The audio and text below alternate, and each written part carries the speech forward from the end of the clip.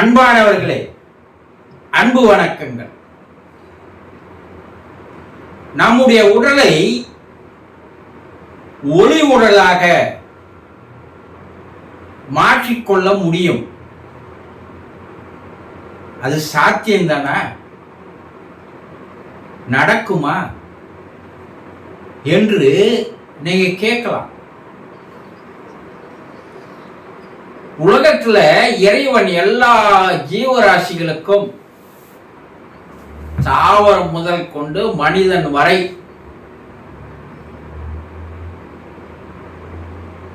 அவனை சுற்றி ஒரு ஒளி வட்டத்தை இறைவன் தந்திருக்கிறான்.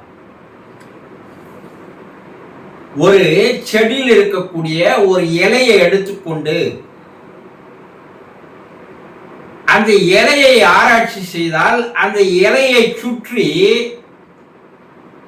ஒரு அரை தூரத்திற்கு ஒரு ஒளி வட்டமானது தெரிகிறது.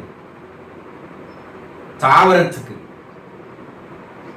உயிரினங்களுக்கு அதே போல தன்னுடைய உடலை சுற்றி ஒரு 2 அடி தூரத்திற்கு ஒளி வட்டமானது தெரிகிறது. மனிதர்களுக்கு தன்னுடைய உடலை சுற்றி வட்டமாக 5 அடி தூரத்திற்கு ஒரு ஒளி வட்டமானது தெரிகிறது. இதை என்ன சொல்றாங்க விஞ்ஞானிகள்? ஆரா என்று சொல்கிறார்கள். இந்த ஆரா ரவுண்ட் என்று சொல்லுவார்கள். இது என்னன்னா, இந்த ஒளியானது உடலுக்குள்ளேயும் இருக்கிறது, உடலுக்கு வெளியேயும் இருக்கிறது. இந்த ஒளி வட்டத்தை நாம் எந்த அளவிற்கு அதிகமாக்கி கொண்டே போகிறோமோ அந்த அளவிற்கு நம்முடைய ஈர்ப்பு சக்தியானது அதிகமாக மாறுகிறது, காந்த சக்தியானது. இந்த கடவுளுடைய படங்கள் எல்லாம் பார்த்தா அவர்களுடைய தலைக்கு பின்னால் ஒரு ஒளிவட்டமானது போடப்பட்டிருக்கும். சித்தர்கள் எவ்வளவு ஆராய்ச்சி செய்திருக்கிறான் பாருங்க. அந்த ஒளிவட்டம் எதுன்னா, கடவுள் தலைக்கு பின்னாடி மட்டும் இல்ல, நம்முடைய தலைக்கு பின்னாலும் அந்த ஒளிவட்டம் இருக்கிறது. இந்த ஒளிவட்டமானது அதிகமாக அதிகமாக மற்றவர்களை உங்கள் பால் ஈர்க்க முடியும். காந்த சக்தி அதிகம் உள்ள மனிதர்களாக நீங்க மாற முடியும். கரிஷ்மா என்று சொல்லுவார்கள். ஒரு சிலருக்கு அந்த சக்தியானது அதிகமாக இருக்கிறது. இதை மிக துல்லியமா தெரிஞ்சுக்கணும்னா, கிர்லியன், கிப்மரான் போன்ற கேமராக்களை வைத்து அவர்கள் தாவரத்தையோ உயிரினங்களையோ மனிதர்களையோ அந்த கேமரா மூலமாக படம் பிடிக்கும் போது அந்த படத்தில் அந்த ஒளிவட்டமானது மிக தெளிவாக தெரிகிறது என்று விஞ்ஞானிகள் என்று அதை நிரூபித்து காட்டியிருக்கிறார்கள். இது இந்த ஒளிவட்டமானது சுருங்க சுருங்க நம்முடைய உடல் பல்வேறு நோய்களுக்கு ஆளாகிறது. உடல் பாதிக்கப்படுகிறது, மனம் பாதிக்கப்படுகிறது. உங்களை சுற்றியுள்ளவர்கள் உங்களை புறக்கணிக்கிறார்கள், உங்களை விட்டு விலகி ஓடுகிறார்கள். இதையெல்லாம் நம்முடைய முன்னோர்கள், ரிஷிகள், முனிவர்கள், யோகிகள், சித்தர்கள், அவதாரங்கள் இவர்களெல்லாம் நன்கு தெரிந்து கொண்டு அவர்கள் தங்களுடைய உடலை சுற்றி அந்த ஆறா வட்டத்தை, அந்த ஒளி வட்டத்தை சில பயிற்சிகள் மூலமாக, சில வித்தைகள், கலைகள் மூலமாக அதை மிக அதிக அளவு அந்த ஒளி வட்டத்தை விரிக்க செய்தார்கள். புத்தர் உட்கார்ந்த இடத்துல இருந்து அவரிடமிருந்து 200 அடி தூரத்திற்கு அவருடைய ஒளிவட்டமானது இருக்கிறது என்று தெளிவுபட எழுதியிருக்கிறார்கள். ஆனால்தான் அந்த காலத்து மன்னர்கள் எல்லாம் புத்தர்கிட்ட போய் தனக்கு துறவரம் கூடுன்னு கேட்டாங்க. ஒரு சிலர் புத்தரை எதிர்த்து பேசுவதற்காக போனார். அந்த 200 அடி ஒளிவட்டத்திற்குள் அவர்கள் வரும்போது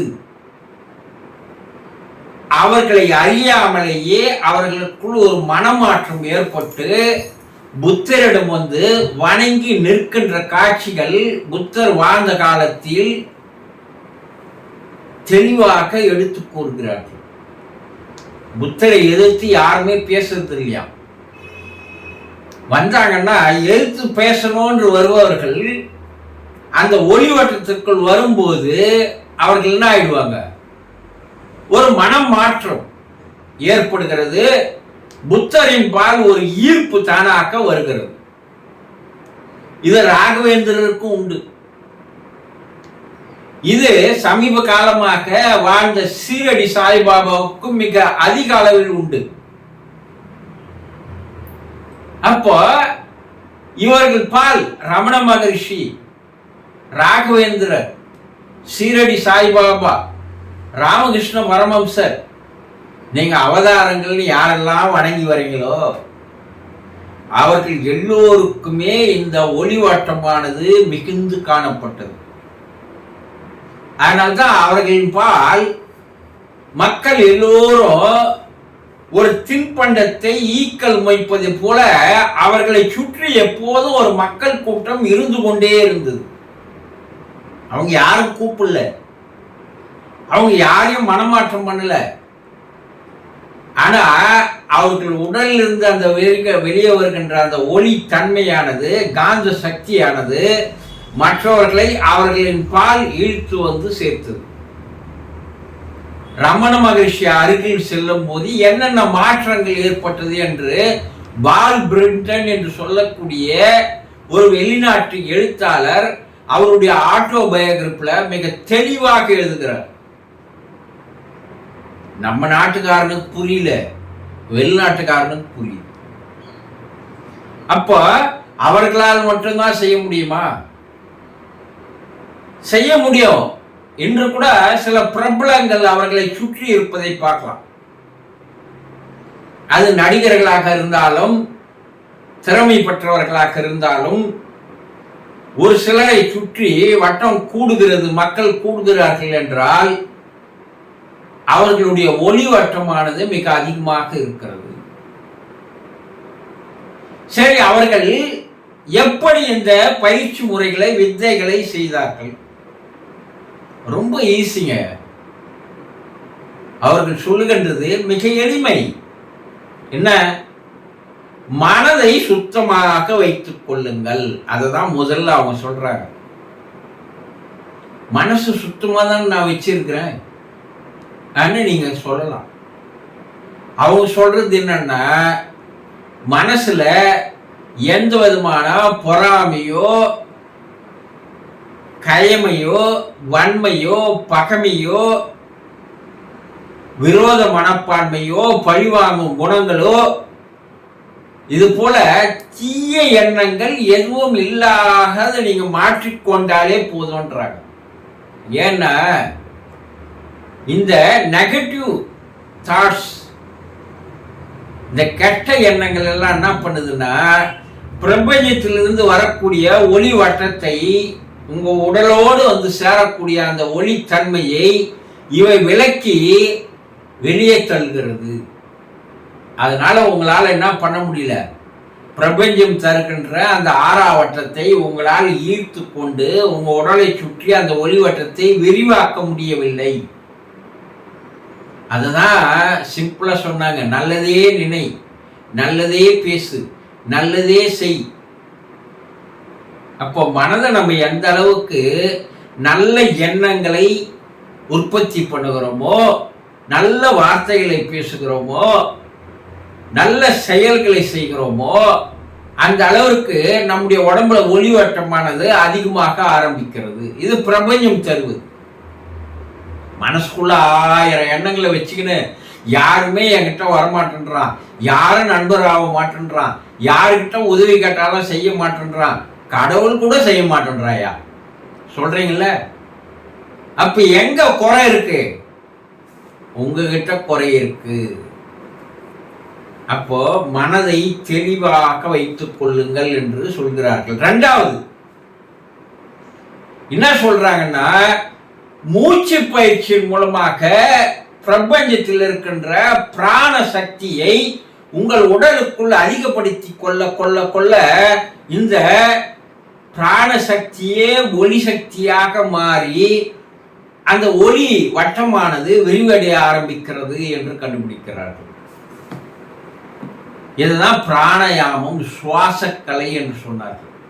இந்த பிரபஞ்சத்துல நாம சுவாசிக்கிற இந்த காத்துல, இந்த மூச்சுல வரக்கூடிய அந்த காத்துல பிராண சக்தி என்ற உயிர் சக்தியானது இருக்கிறது. அது உடம்புல அதிகமாக்கி கொள்ள வேண்டும் என்றால், அதிகமா சார்ஜ் செய்யணும்னா அந்த கலையை செய்து தினந்தோறும் ஒரு 1/2 மணி நேரம் நீங்க அதை செய்து வந்தீர்களேயானால் உங்க உடம்புல பேட்டரி சார்ஜ் அதிகமாகிறது. அப்ப உடம்பை சுற்றி ஒளிவட்டம் அதிகமாகிறது. பஞ்சபூத சக்தியை தனக்குள் ஈர்க்கின்ற அந்த ஆற்றல், பிரபஞ்சத்தில் இருக்கின்ற சக்தியை ஈர்க்கின்ற ஆற்றல், இவையெல்லாம் பிராண சக்தியின் மூலமாக கிடைக்கிறது. அப்ப என்ன சொல்றாங்க, மனசு சுத்தமா வச்சுக்கப்பா, மூச்சு பயிற்சி செய்ப்பா, மனதை அமைதியா வச்சுக்கப்பான்னு சொல்றாங்க. மூணாவது, மனசுல எந்த விதமான குழப்பமோ கவலையோ எதுவும் இல்லாத மனதை அமைதியாக வைத்துக் கொண்டால் நீ வெற்று பாத்திரமாக மாறுகிறாய், காலி பாத்திரமா மாறுற. அப்ப பிரபஞ்சம் உனக்குள்ள வந்து ரொம்புது. அப்படி நிரம்பும் போது அதன் மூலமாக ஒளி சக்தியானது விரிவடைய ஆரம்பிக்கிறது. இந்த 3 தான் எல்லாம் செய்தார்கள். இத ரூபமாக இந்த உலகிற்கு எடுத்து காட்டியவர் இந்த நூற்றாண்டில் வாழ்ந்த வள்ளல் பெருமான் அவர்கள்.